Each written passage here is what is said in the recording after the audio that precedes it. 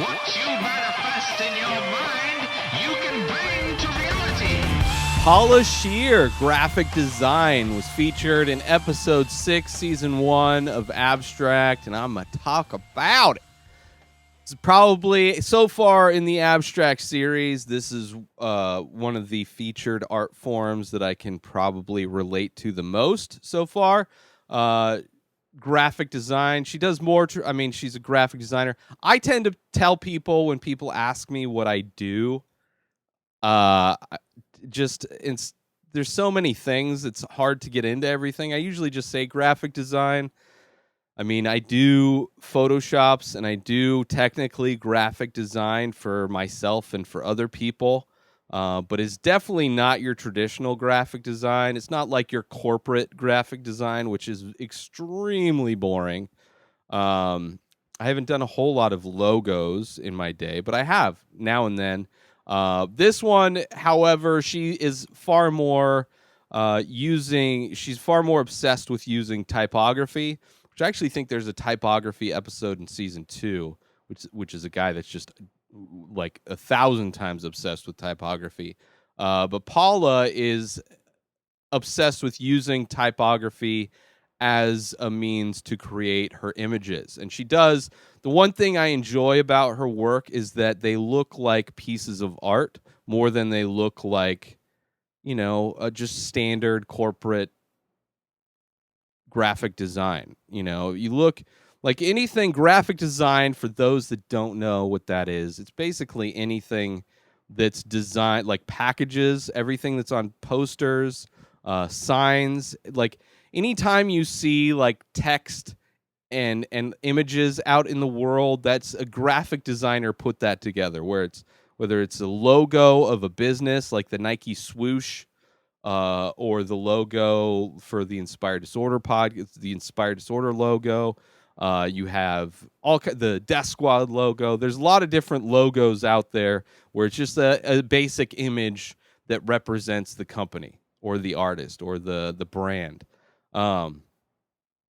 Which she does that. This episode focuses on two types of things. It focuses on her graphic design and her work with I think it's the Public Art Museum in New York.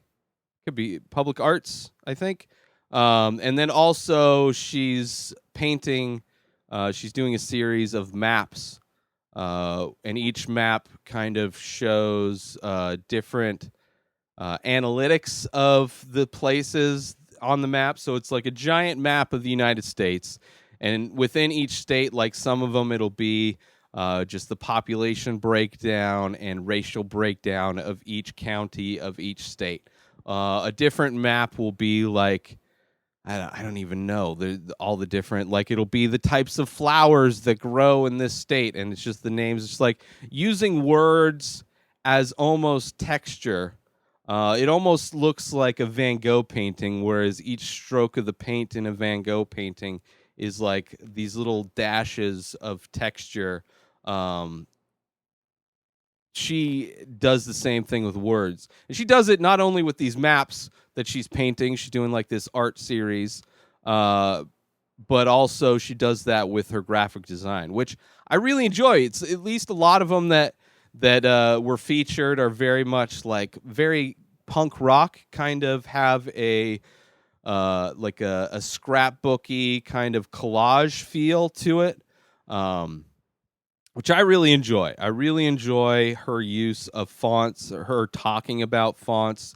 The whole episode is very much of like, if I had gone to school, it would have given me all of the vocabulary to describe the things that go on in my brain and the things that I look for while doing graphic design. It would give me a vocabulary to better articulate those things to humans, to other people. So it's interesting listening to somebody talk about ideas and things that are in my head about design and about art, but done in a much more beautifully sounding way. She's able to use language and, of course, knows the words to describe certain things. But I love her style, and it's also something that I strive for. Not necessarily her style of work, but when I try and do photoshops for whether it's like Ari or Kill Tony or whatever, or just a band that I'm working for or doing some kind of merch, I'm always trying to like hit a home run, especially with like Ari Shafir stuff, because he's pretty I don't think I've ever received a note from him. He hasn't always chosen the work that I've submitted, but like I feel super comfortable just taking big swings with his photoshops, and I really like I because he's a comedian. I would imagine the primary reason I don't get my work isn't used is the lack of comedy sometimes, because my goal when creating these images is to do something that's just it's beautiful, it's different than all your, because a lot of photoshops are very, especially in the comedy world, are very similar. A lot of them are just bad technique. It's just very lazy work, but I want to do something that would be like regarded as like somebody would want to frame and put up on their wall.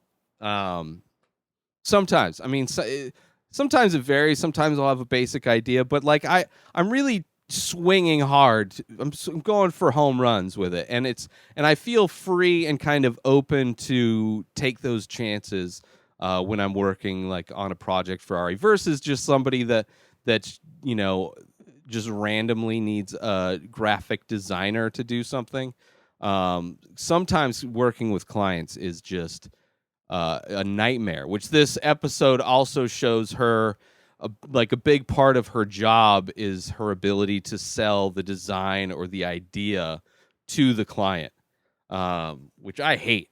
I mean, I'd probably get better at it after doing it multiple times, but having to deal with somebody who's not creative or have the ability enough to do their own work. Like there's a reason why they're hiring me to do the work, but then to kind of undermine my reasons for doing a design a certain way. Like I can understand if getting criticism and kind of molding the idea to fit better, which is what it's seems like more of her process is. It's not like a revamping of the idea. It's just minor adjustments to better communicate what she's trying to communicate. But yeah, like that's an aspect of graphic design that I don't envy, and I don't like having to sell myself. It's a quality and a skill that I need to get better at, because I would like to make more money, and to do that would require me to sell myself more, or to get somebody to sell myself for me. But if I could do it myself, then that's more freedom for me.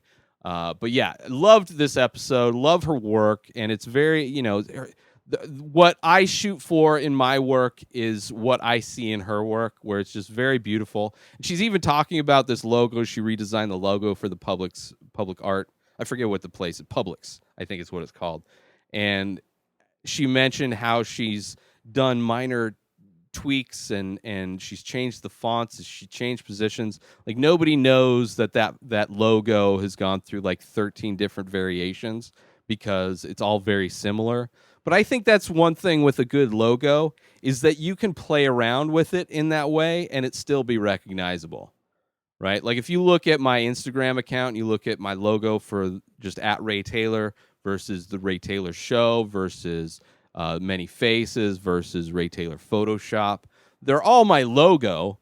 They're just done in different ways, different styles, and they're, if you know what you're looking at, then you'll see it in all of those different versions.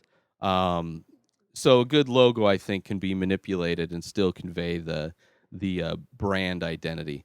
But yeah, I enjoy it. I enjoy it a lot. It's out of all of the episodes, it's one that inspires me kind of directly, inspires me to try new things and different things, and like continue to get better. because there's aspects of designing and Photoshops and things like that where I know I've gotten a lot better from a year ago, 2 years ago, 20 years ago when I started.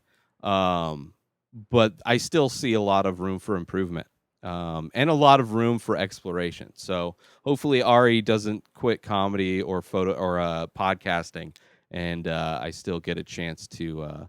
But I'm doing Photoshops for other people too. But yeah, love the episode. Paula Scher, graphic design from episode 6, season 1 of Abstract, which you can find on Netflix. I highly recommend watching the full series. And I'll be back next week with another episode featuring another artist. But new episodes of The Ray Taylor Show come out every single day. Subscribe on IGTV, YouTube, and everywhere else podcasts are found. Go buy my artwork over at inspireddisorder.com and save 25% when you use coupon code RTS. Follow me on social media at Ray Taylor. Have a wonderful day, everybody. Peace out!